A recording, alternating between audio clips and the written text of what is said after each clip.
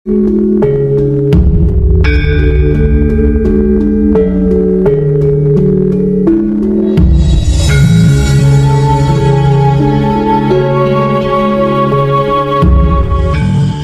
pertanyaan lagi?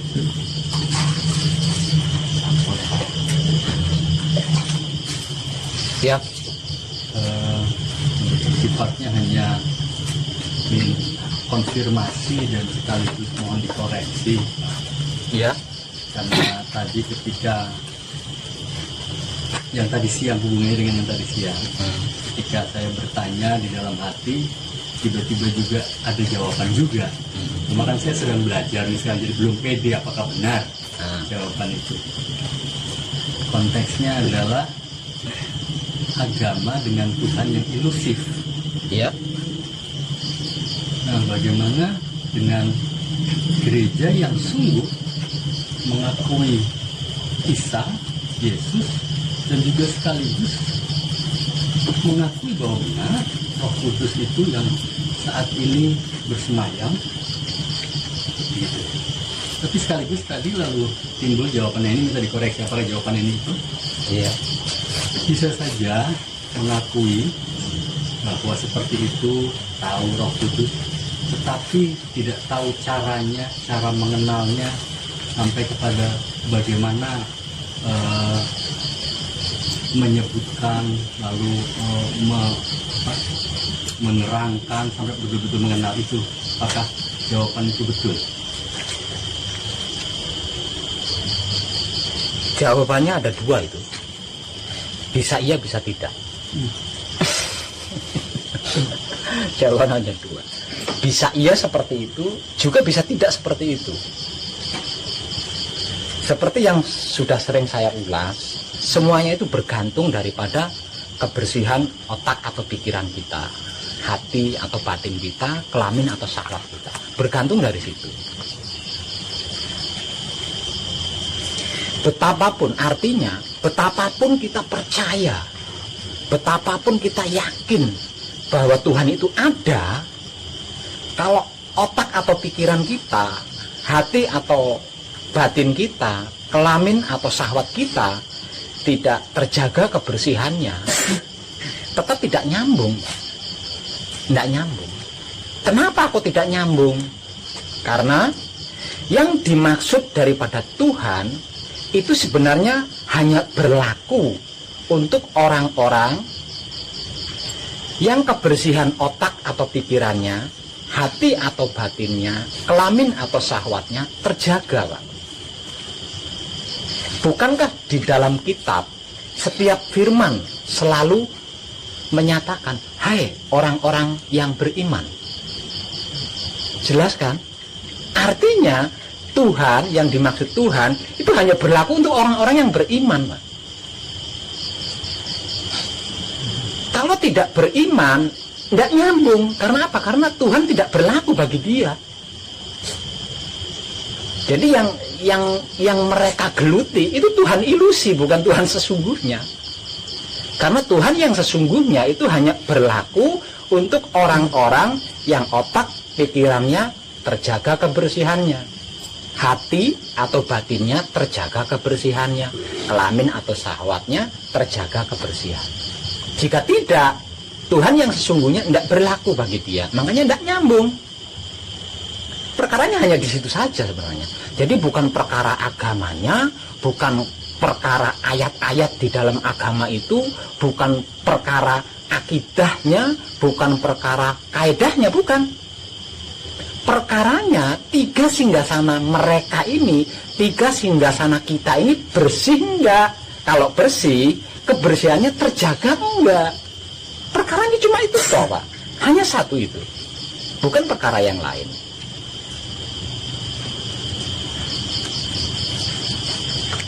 Di setiap firman itu selalu dinyatakan. Dan setiap firman itu hanya ditujukan untuk orang-orang beriman, kan? Hai orang-orang yang beriman. Kan selalu seperti itu. Artinya setiap firman itu hanya ditujukan kepada orang-orang yang beriman. Lebih dalam lagi, berarti Tuhan itu hanya berlaku untuk orang-orang yang beriman. Kalau tidak beriman, Tuhan yang sebenarnya ini tidak berlaku. Makanya apapun yang dilakukan tidak direspon sama Tuhan. Yang merespon adalah Tuhan, ilusi ciptaannya sendiri, itu yang merespon.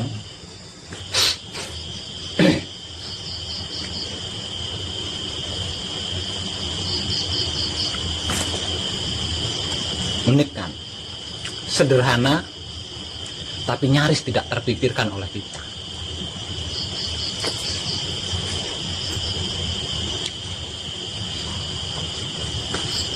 Sekarang pertanyaannya, apa sih iman itu? Kan gitu.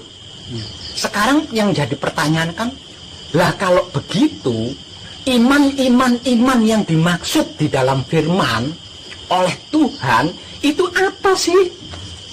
Dan saya terlalu amat sering menguraikan itu atau menyampaikan itu melalui YouTube, bahwasanya yang dimaksud iman oleh Tuhan di dalam firman-Nya adalah pasrah kepada Tuhan, menerima keputusan Tuhan, mempersilahkan kuasa Tuhan, merasakan kenyataan Tuhan, dan menebar kesadaran rasa cinta kasih sayang Tuhan. Itulah yang dimaksud iman oleh Tuhan. Jadi iman itu bukan yakin atau percaya. Untuk apa kita yakin dan percaya kalau tidak pernah pasrah kepada Tuhan, tidak pernah mempersilahkan kuasa Tuhan, apalagi sampai merasakan kenyataan Tuhan. Nah, Tuhan malah dianggap gaib.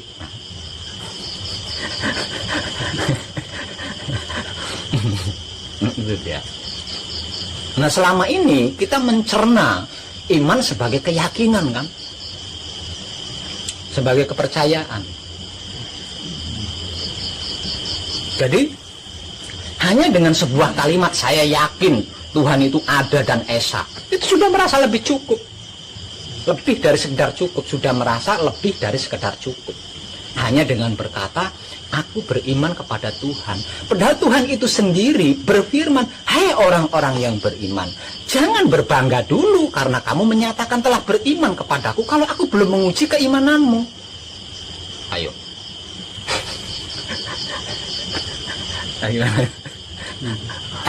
Artinya, dengan menyatakan dengan bibir aku beriman kepada Tuhan, aku percaya adanya Tuhan, tidak cukup.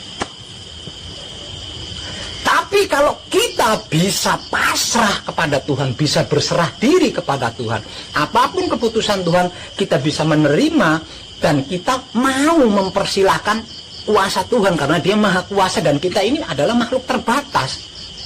Kita ini makhluk terbatas, artinya ada batasan-batasan kita bisa bergerak. Selebihnya itu kuasa Tuhan. Jadi apapun itu, suka tidak suka, setuju tidak setuju, kita harus mempersilahkan Tuhan. Nah, kalau tidak melakukan itu, percuma kita percaya atau yakin kepada Tuhan. Intinya di situ aslinya. Intinya di situ. Jadi bukan perkara agamanya yang tidak diakui Tuhan, atau firman-firman di dalam agamanya yang kurang hebat katanya, bukan perkara itu aslinya. Atau karena bertentangan dengan adat tradisi setempat, enggak, bukan karena itu. Tapi karena otak atau pikiran kita, hati atau batin kita, kelamin atau syahwat kita tidak bersih. Hanya itu. Dan selama ini yang belum pernah kita kaji, nyaris tidak pernah kita kaji, hanya tentang ini saja. Selain tentang 3 hal ini, waduh, sekolahannya ada luas, pesantrennya banyak, masjid di mana-mana, pura di mana-mana, wihara di mana-mana, gereja di mana-mana. Kurang apa lagi? Semuanya sudah. Yang belum pernah kita kaji adalah tentang otak atau pikiran kita sendiri, hati atau batin kita sendiri, kelamin atau syahwat kita sendiri. Ini loh yang nyaris belum pernah kita kaji.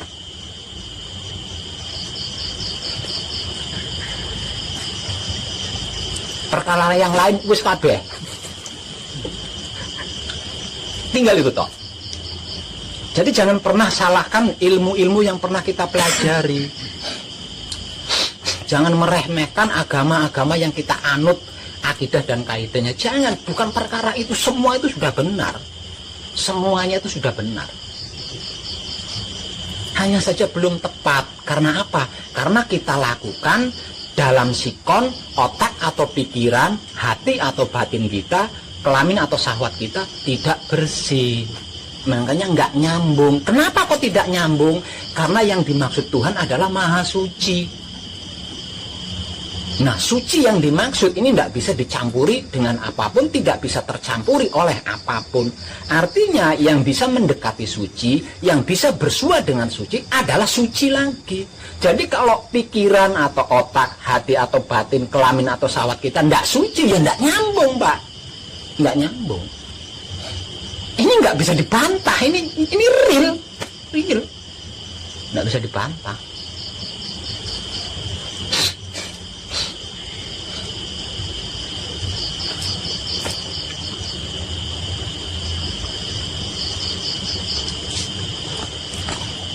Bagaimana Mas Bro? Bagaimana? Tadi banjir ya? Banjir? Aman. Kandang aman? Banjir, Pak. Aman nggak? Aman. Saya sudah bilang, seluruh NKRI akan kedatangan tamu berbentuk musibah bencana alam. Ini proses alami. Bahkan tidak hanya di NKRI, sampai ke luar negeri. Kenapa tamunya kok mengerikan? Itu sebagai bentuk gerak-geriknya alam yang sudah tidak percaya lagi sama yang namanya manusia. Kenapa kok alam sudah tidak mau percaya lagi dengan yang namanya manusia? Karena alam semesta yang ditugaskan untuk merawat, menjaga, mengelola alam semesta itu adalah manusia hidup oleh Tuhan. Jadi keberadaan kita di dunia ini selain belajar, mengingat kembali jalan pulang, kita itu diberi tugas untuk menjaga, mengelola alam semesta. Namun di dalam prakteknya kita banyak menyakiti alam semesta. Hingga pada akhirnya selama berabad-abad ya tidak betah juga lah alam.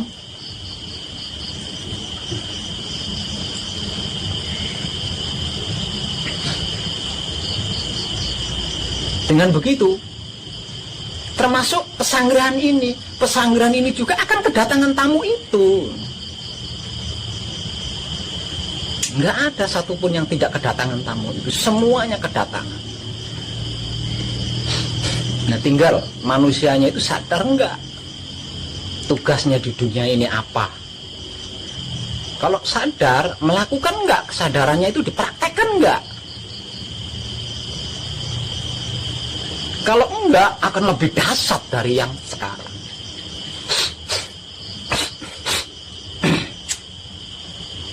Jadi bukan karena di sini tempatnya orang yang sedang mengkaji kesempurnaan hidup, yang sedang mengkaji suci, berarti pesanggrahan ini akan terhindar dari tamu itu. Enggak.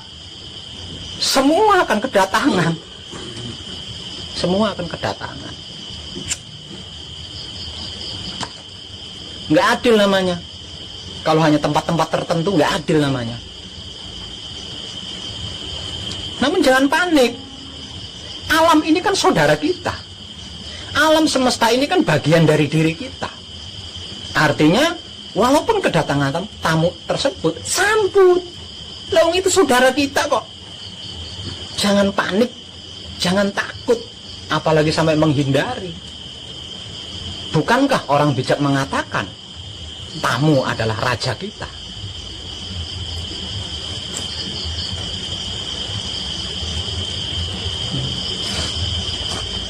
Pasti banyak yang nggak ngeh di sini. Padahal saya teramat sering mengungkapnya. Kita punya saudara 4 yang secara awam disebut sebagai anasir. Saudara 4 kita berarti 4 anasir kita. Nah, 4 anasir kita ini bahannya alam semesta. Jadi alam semesta ini berbahan dari 4 anasir ini. Seluruh air itu kan berasal dari sari-sarinya air. Nah, sari-sarinya air ini kan mutmainah saudara kita sendiri. Begitu juga seluruh angin, apapun itu, termasuk angin kentut. Angin kentut juga kan berasal dari sari-sarinya angin. Nah, sari-sarinya angin ini kan aluama saudara kita. Begitu juga dengan api. Api jenis apapun, model apapun, dan dimanapun dia berada, itu berasal dari sari-sarinya api. Nah, sari-sarinya api ini kan amarah saudara kita. Begitu juga dengan bumi. Ini kan teramat sering saya ungkap. Namun saya yakin jarang yang menyadari sampai ke situ. Artinya ketika kita menghadapi hal-hal itu yang kita hadapi adalah saudara kita sendiri. Jadi hadapi dengan kesadaran rasa cinta kasih sayang Romo. Seperti itu.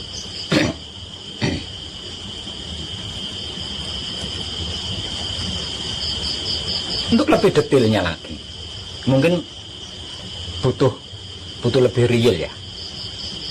Butuh lebih real. Semisal contoh, pesanggrahan ini kedatangan tamu berupa banjir. Nah, banjir ini kan air, ya. Banjir ini kan air. Jangan langsung melakukan sesuatu.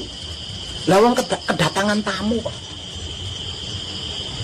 Logisnya, ketika kita kedatangan tamu kan kita sambut dulu, kita persilahkan dulu. Setelah kita sambut, kita persilahkan, baru kita melakukan sesuatu untuk tamu itu. Jadi kalau kedatangan bencana berupa banjir, sebesar apapun, ya saudara kita dilungguhkan. Mutmaina lungguwa ingkang prayuga, mutmaina lungguwa ingkang prayuga, jagate arsa tentrem, jagate asra tentrem. Baca kunci lagi. Kok masih tambah besar banjirnya, tambah bergejolak banjirnya? Ulangi lagi, mutmaina saudaraku, mutmaina kadangku, lungguwa ingkang prayuga, jagate arsa tentrem. Kemudian baca kunci lagi. Tunduk airnya. Pasti akan menyisik dari daerahmu. Begitu juga ketika kedatangan badai tornado katakannya, atau angin puting beliung, atau angin topan. Jangan lupa, angin itu saudara kita, bagian dari diri kita. Jangan takut, jangan panik ketika kita kedatangan tamu angin tornado atau topan atau puting beliung. Jangan panik, jangan takut, jangan apalagi lari menghindar. Jangan melakukan apapun sebelum menyambut dan mempersilahkan. Karena tamu punya hak untuk disambut dan dipersilahkan. Kalau tidak disambut, tidak dipersilahkan, dia tersinggung. Orang tamu kok. Jadi jangan panik, jangan takut, jangan lari menghindar.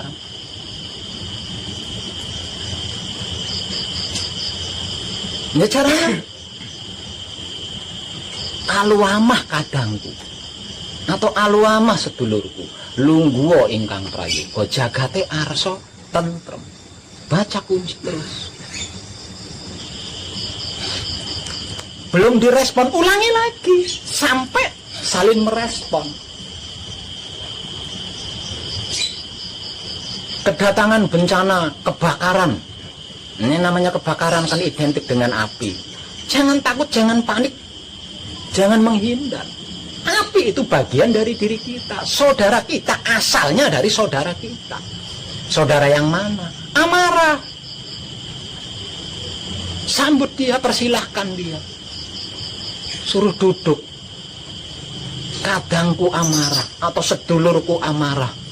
Lungguwa ingkang prayoga, lungguwa ingkang prayoga, terus jagate arsa tentrem. Suguhi dia dengan kunci. Baca kunci terus. Nah, itu wedangnya dia, kopinya dia. Kedatangan tamu gempa bumi, sebesar apapun gempa bumi itu adalah asalnya dari saudara kita, Supia. Jadi disambut. Kadangku Supia lungguwa ingkang prayoga. Nah, setelah disambut dan dipersilahkan duduk, suguhi dia wedang. Lah wedangnya dia, kopinya dia, kunci. Baca kunci. Kita melihat gelombang laut yang tinggi begitu mengerikan karena kita tidak kenal bahwa itu adalah bagian dari diri kita. Saya beri contoh, kalau kita tidak kalau kita belum kenal dengan seorang preman, kayak apa? Ya. Mengkirik ya. Duit yang tadinya di dompet aja disembunyi-sembunyiin di tempat yang paling aman. Kalau kita belum kenal dengan seorang preman. Tapi kalau kita sudah kenal sama seorang preman, jebule si preman iki senengane sinetron. Gitu. Sama dengan alam semesta ini.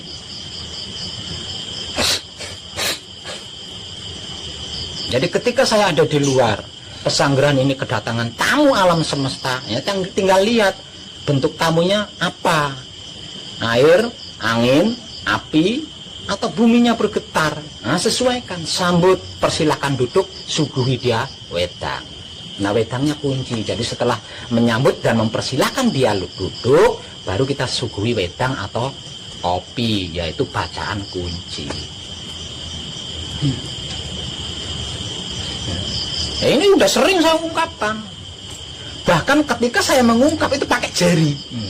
Wahyu Pancagaib adalah kunci, pauling, asmo sejati, mijil, singkir. Nah, hakikatnya wahyu Pancagaib mulai dari kunci adalah mutmainah, pauling, aluama, asmo sejati, hidup, mijil, amarah, singkir, supia. Mengenal lebih dekat sedulur papat kalimo pancer kita berarti mengenal lebih detail apa dan bagaimana itu wahyu Pancagaib. Dan kelima-limanya ini ada di dalam diri kita yang menjadi asal usul alam semesta. Gitu loh, yang menjadi asal usul alam semesta. Nah, ini kan apa? Informasi tentang ini kan teramat banyak dan sudah lama sekali.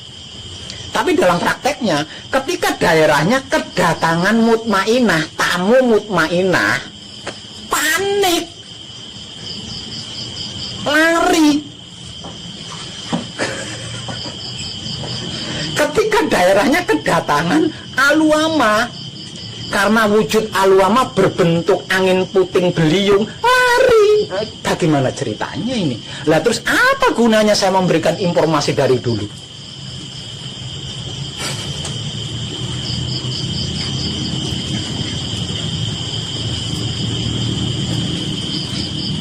Ketika saya sedang berada di pesanggrahan, saya sering memberikan contoh praktek secara real. Contoh praktek secara real. Ketika pesanggrahan ini kedatangan angin kenceng, itu saya berdiri di atas sana. Berdiri. Itu hasilnya kan contoh real. Ketika kedatangan hujan lebat campur angin, saya berdiri. Tapi selama ini adakah yang bertanya, sebenarnya apa yang digunakan oleh Bapak untuk melakukan hal itu? Nggak ada yang bertanya. Ya saya nggak ngungkap ini lah, nggak ditanya.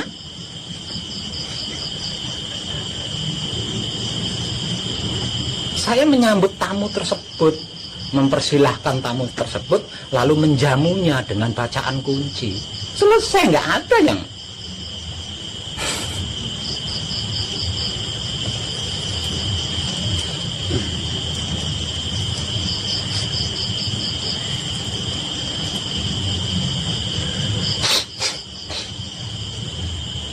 Di luar sana saya tahu, di sini hujan lebat, banjir besar itu saya tahu. Saya hanya bisa berdoa, semoga orang di pesanggrahan bisa menyambut tamu, mempersilahkan tamu dan menyuguhi tamu. Aman, aman.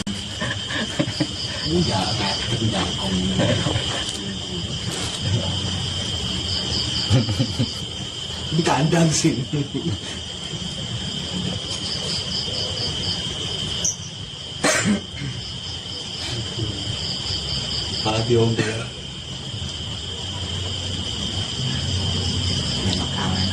Caranya seperti itu. Namun jangan sekali-kali mengundang tamu. Ketika tamu itu datang, jangan sekali-kali ngusir. Karena apa? Karena karma alam yang akan kita hadapi jika kita sampai melakukan itu. Ketika kedatangan tamu hujan, nah karena tetangganya sedang duwe gawe, disingkirkan hujannya, diusir kan hujannya. Hati-hati. Hati-hati. Nah, persamakan dengan diri kita sendiri. Ketika kita datang bertamu diusir, rasa dan perasaan panjenengan bagaimana?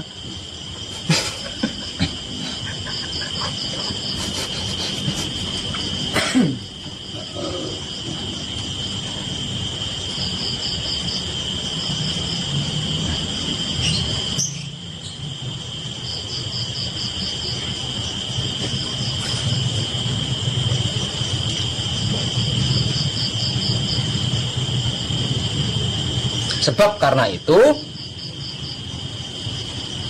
seluruh pembelajaran spiritual memutuskan bahwa sedulur papat kalimo pancer adalah tertinggi. Karena bahkan alam semesta itu bahannya dari sedulur papat kalimo pancer. Ini tanpa apa namanya, tanpa japa mantra loh ya. Tanpa japa mantra.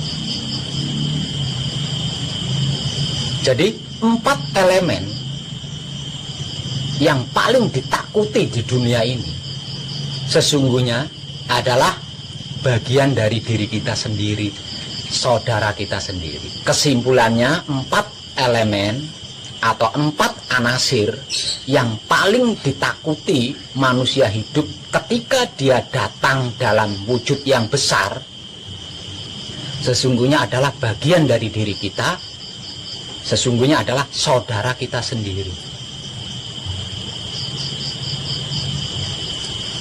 Jadi ketika berhadapan dengan salah satu di antara mereka berempat, jangan takut, jangan panik, jangan menghindar. Karena itu bagian dari diri kita sendiri, saudara kita sendiri. Yang kemungkinan besarnya ingin dikenal oleh kita. Bisa jadi dia mendekat itu karena ingin dikenal. Aku sesungguhnya saudaramu loh. Kok kamu takut? Apa karena wujudku api? Bukankah engkau mengakui? Bukankah engkau sudah mengakui bahwa wujudku memang api? Dalam keadaan gaib, kamu memujaku. Dalam keadaan gaib, kamu memujiku. Tapi kenapa ketika aku datang secara nyata sebagai api, kamu takut?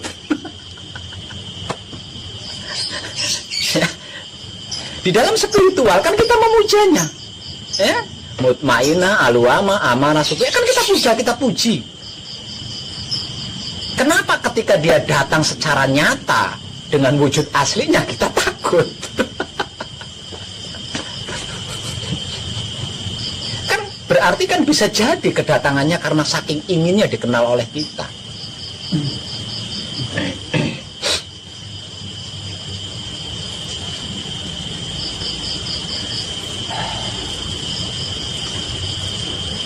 Ya seperti firman yang sudah saya ungkap siang tadi.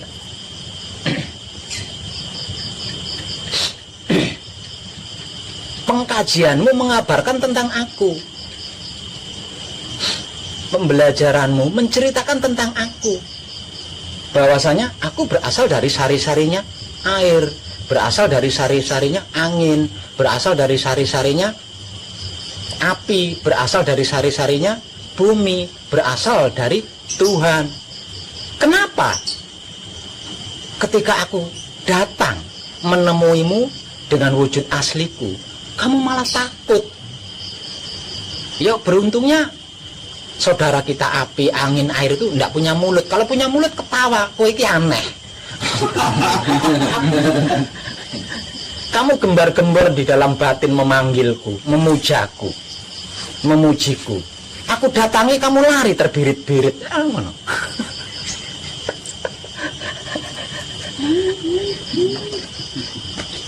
Lah kedatanganmu dengan wujud yang mengerikan, bukankah aku ini adalah bibitnya, babonnya? Aku kan bibitnya, asal usulnya seluruh air. Wajar dong kalau wujudku mengerikan. Lawang seluruh air itu adalah aku. Wajar dong kalau wujudku mengerikan. Lawang seluruh angin itu berasal dariku. Wajar dong wujudku mengerikan. Seluruh api itu berasal dariku. Wajar dong wujud saya itu mengerikan, karena seluruh bumi itu adalah berasal dariku. Kenapa engkau lari terbirit-birit? Wah, lucu kamu itu. Wah, untungnya kok mereka tidak punya mulut seperti kita.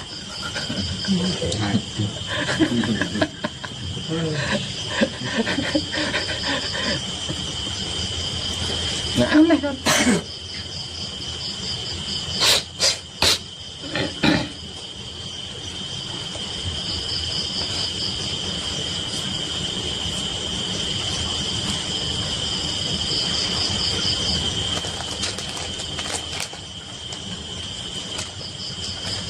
Ada pertanyaan terkait ini? Siap? Kalau petir Pak, Hah? petir. Petir? Ah.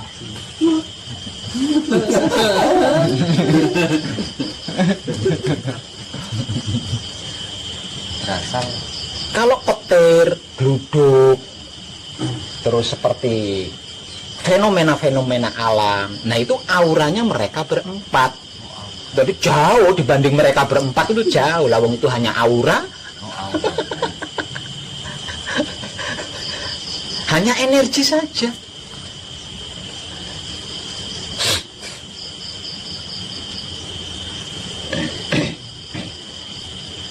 Artinya ketika mereka berempat kita nunggalkan dalam keadaan tentram, yora ono petir. Misalnya ono petir, yora apa-apa. semuanya. Ya ora apa-apa. Ya ora apa-apa. Sebab karena itu Tuhan mempercayakan alam semesta ini kepada kita untuk dijaga, dikelola, dirawat. Karena apa? Karena alam semesta ini bahannya dari diri kita. Artinya yang bisa mampu menjaga, mengelola, merawat alam semesta ya hanya manusia hidup. Nah selama ini bukannya menjaga, merawat, mengelola, tapi kita menciderai, menyakiti, bahkan berusaha menghancurkan alam semesta. Nah karena perbuatan kita sendiri, alam semesta, enggak, apa benar ya saya ini saudaranya? Kalau saya ini saudaranya, kok tega-teganya dia menyakiti aku, menghancurkan aku, merusak aku? Berarti bukan saudaraku. Aku punya cara sendiri. Yang berwujud gunung yang jeblok, itu caranya gunung. Ya, yang berwujud perairan yang meluap airnya, itu caranya dia.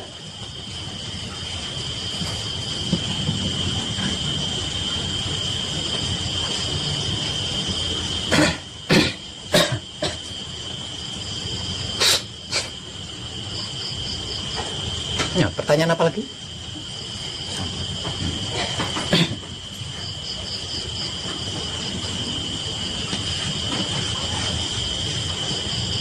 Enggak nanya caranya bikin uang, Pak. Enggak nanya. Caranya bikin uang gimana Pak? Kuasai, kenali dulu dan kuasai dulu sedulur papat kali mau pancermu. Karena kalau kita sudah bisa mengenal dan menguasai mereka, nah kita itu kan alat kita, ya, itu kan sarana kita.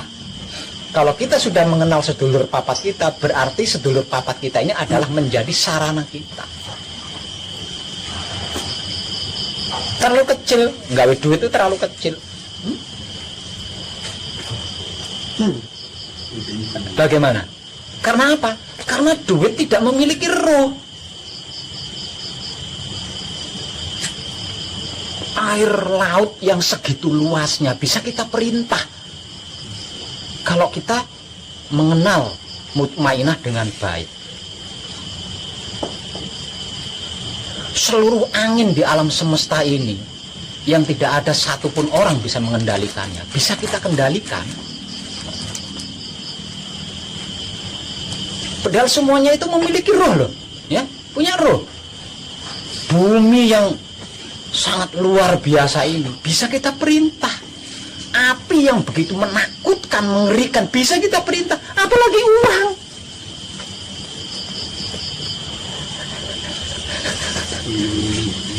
Apalagi uang. Kalau air bisa kita tundukkan, angin bisa kita tundukkan, api bisa kita tundukkan, bumi bisa kita tundukkan, kecil uang itu. Kita miliki dulu babonnya. Babonnya kita miliki dulu. Kita praktekkan pembelajarannya. Ketika kita kedatangan angin, kita praktekkan. Jangan takut, kita praktekkan. Ketika kita kedatangan tamu air, kita praktekkan. Kalau kita sudah bisa bercengkrama dengan angin, dengan air, dengan api, sebagaimana kita pacaran sama sang kekasih, kecil uang itu, kecil banget. Prakteknya kan gratis, pelajarannya juga gratis. Pahami, kemudian praktekkan. Ketika kita sudah membuktikan sendiri bahwa saya sudah bisa bersahabat dengan air sebesar apapun, semengerikan apapun air itu, berarti bisa bikin uang itu.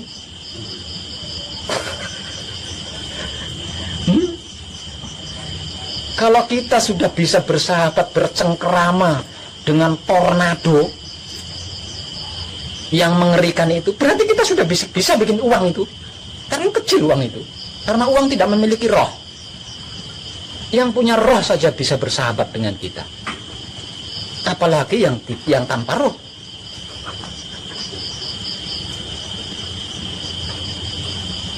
Jadi bahasa cantik dari saya, kenalilah wahyu pancagaib sebaik engkau mengenali lekuk tubuh engkau sendiri. Kenalilah wahyu pancagaib sebaik kamu mengenali lekuk tubuhmu sendiri. Kalau bisa, berarti sedulur papat kelima pancer sudah bisa panjenengan gunakan.